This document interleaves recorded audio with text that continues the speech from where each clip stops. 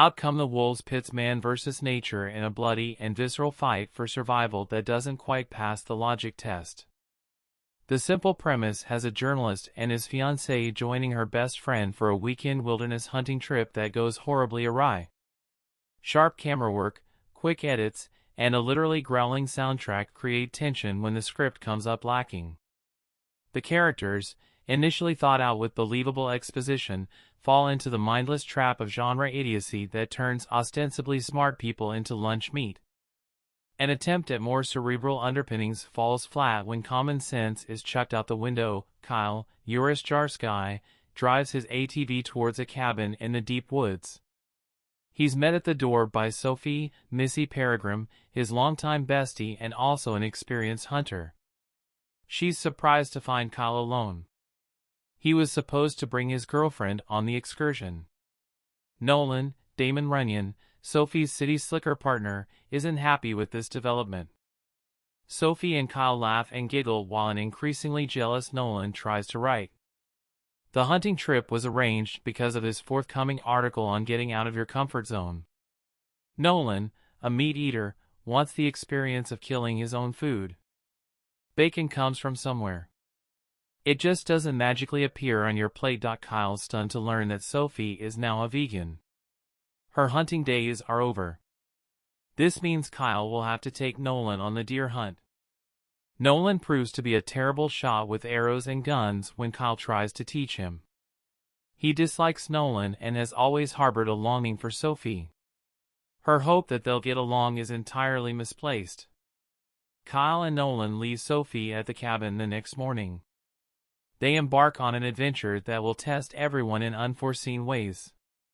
Strong style builds tension until it all falls apart. Adam McDonald, an actor, Rookie Blue, being Erica, turned director, backcountry, slasher, comes out of the gate swinging with visual cues. His opening shot of an upside-down, dense forest slowly turning into view grabs your attention before the nearly deafening sound of the ATV's rumbling engine envelopes the screen. He then goes full Michael Bay with 360 wrap-around shots that circle the characters when they meet at the cabin. McDonald captures a relatively straightforward environment with an ominous touch and a foreboding beginning. This methodology continues inside the cabin.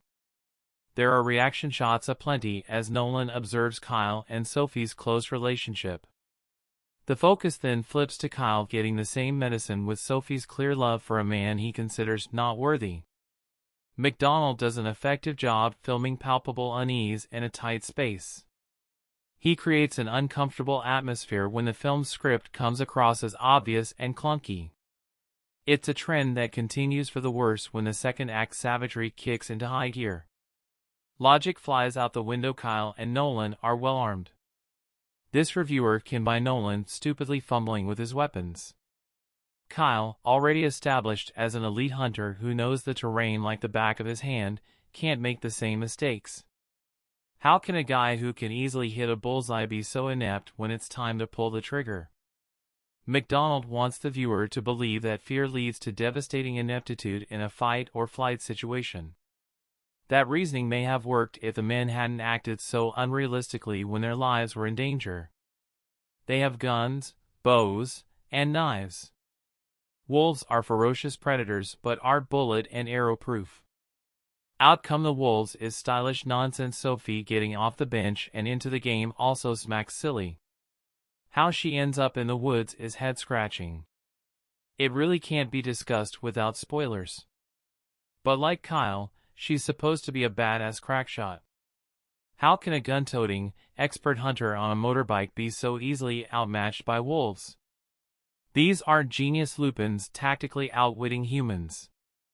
In fact, the wolves behave completely out of character by ignoring easy prey and targeting the cast.